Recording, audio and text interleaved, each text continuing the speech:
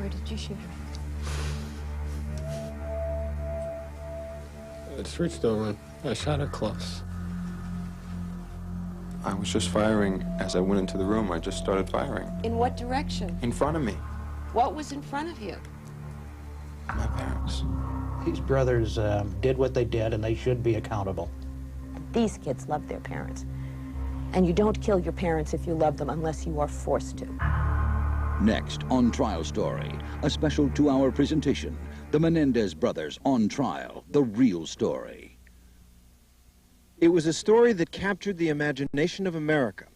It was a story that had all the elements of fiction. Two brothers living in Beverly Hills, with access to the best schools and a lifestyle most would envy, commit the most primal of acts. They kill their parents. It was a story about parents and children, which ignited a national debate about responsibility and forgiveness. How and why did Eric and Lyle Menendez do it? Who should we believe? What does the evidence show?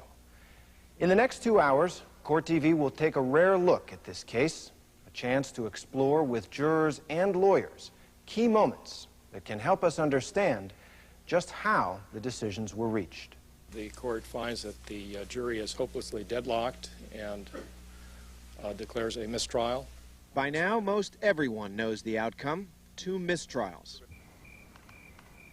But what we will never know is exactly what happened on a quiet night, August 20th, 1989, in this manicured Beverly Hills neighborhood, behind the closed doors of the Menendez family home. What's the problem? What's the problem? That's how I killed my parents.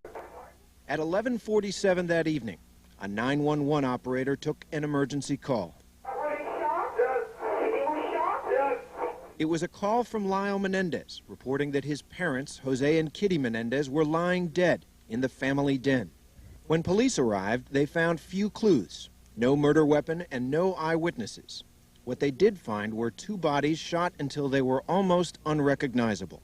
Lyle and Eric Menendez said they came home to find their parents dead, and the older brother, Lyle, led police to believe the mafia might have been responsible.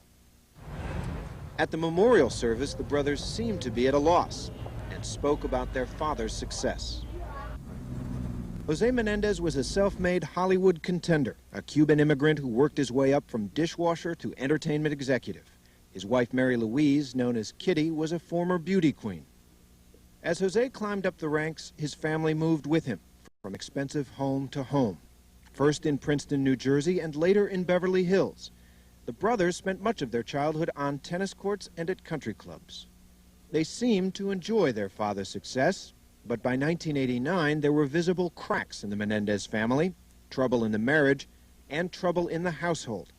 In 1988, Lyle Menendez was suspended from Princeton University for plagiarism, and that same year Eric Menendez was implicated in a pair of burglaries. As a result of those burglaries, the brothers were sent here to the offices of a psychologist, Dr. Jerome Oziel. Ironically, it was through Oziel that the investigation of who killed Kitty and Jose Menendez broke wide open. It turned out the brothers confessed to Dr. Oziel that they killed their parents. Mr. Eric Galen Menendez, do you understand the charges against you? I understand both of them, Your Honor. Thank you. Mr. Joseph Lyle Menendez, do you understand the charges against you? Yes. 7 months after the shootings, Eric Menendez, 19, and Lyle Menendez, 22, were arrested for killing their parents, a charge they denied adamantly for over 3 years as they sat in jail awaiting trial. They wanted the life, they wanted the lifestyle, and they didn't want the parents. And since they couldn't divorce them and keep their lifestyle, they had to get rid of them. Pamela Bizanich has dedicated much of the last 3 years of her life to this case. As the lead prosecutor, she contends the Menendez brothers killed their parents out of hatred and greed. This is a really simple case. The defense has done an excellent job of trying to muddy the waters, but this is classic textbook premeditation, and that's why it's a first-degree murder. That's what it was supposed to be, an open and shut case of cold-blooded murder. The state would argue that the brothers planned the shootings, purchased the weapons, set up an elaborate alibi, and then went off on a spending spree. But the case turned out to be anything but straightforward. Just weeks before the trial began, lawyers for Eric and Lyle Menendez dropped a bombshell. They were in imminent danger of death or great bodily injury at the hands of their parents. The brothers did an about-face. They went from publicly denying any knowledge of the killings to admitting they pulled the triggers. The reason was equally shocking. The brothers said they killed in self-defense after years of sexual and emotional abuse by their parents. It was an unusual defense. These people put this in operation. They terrorized their children. They made them that frightened. And as far as I'm concerned, morally, they're hardly in a position to complain that it worked too well. Attorney Leslie Abramson is representing Eric Menendez. She has a fighter's reputation in the courtroom, having saved many of her clients from death row. Jill Lansing, a former public defender, is Lyle Menendez's lawyer. I remember the first day I met him at the jail, and I said the same thing to him that everybody else always asks me, oh, it must be really terrible given the lifestyle that you've had to be in jail. And his answer was, in some ways it's easier than living at home. Lansing says that Eric and Lyle Menendez grew up scared of their father, Jose. The brothers say their father raped them. Lyle says until he was 8. Eric says the sexual abuse continued until just before the killings. They saw unending cruelty, no affection, no warmth, no love, no caring, no nurturing. The brothers claim that when they threatened to reveal the family secret, their parents plotted to kill them. They say they had to kill first to avoid being killed themselves. I obviously truly believe they would have never done this but for the fact they believed that they were going to be killed. It makes no sense.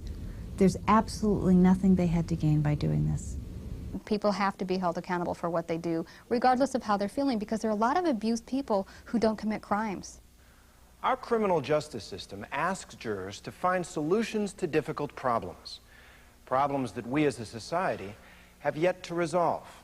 The challenge for the Menendez jurors is to decide how to balance our traditional rules of legal responsibility with new notions about what makes people tick.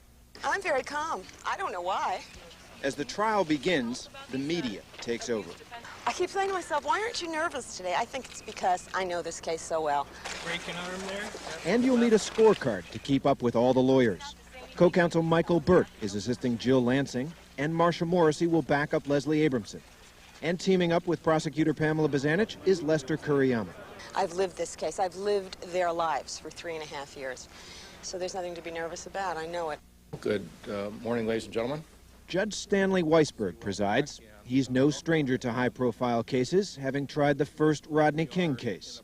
He's allowed one camera, a robotic camera, to record the proceedings. We'll now proceed with opening statements, first from the Prosecutor Pamela Bazanich lays out the state's case for first-degree premeditated murder.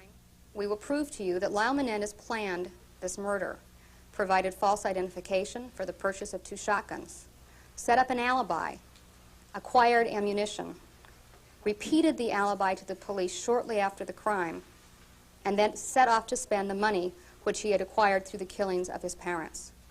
Based upon this evidence, it will become apparent that this murder was unlawful, unjustified, and wholly premeditated. But that's not how the defense sees it.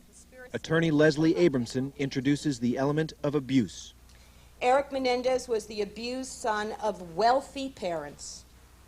He killed his parents because he could no longer endure their abuse and had to stop it. When he did that, he unwittingly made himself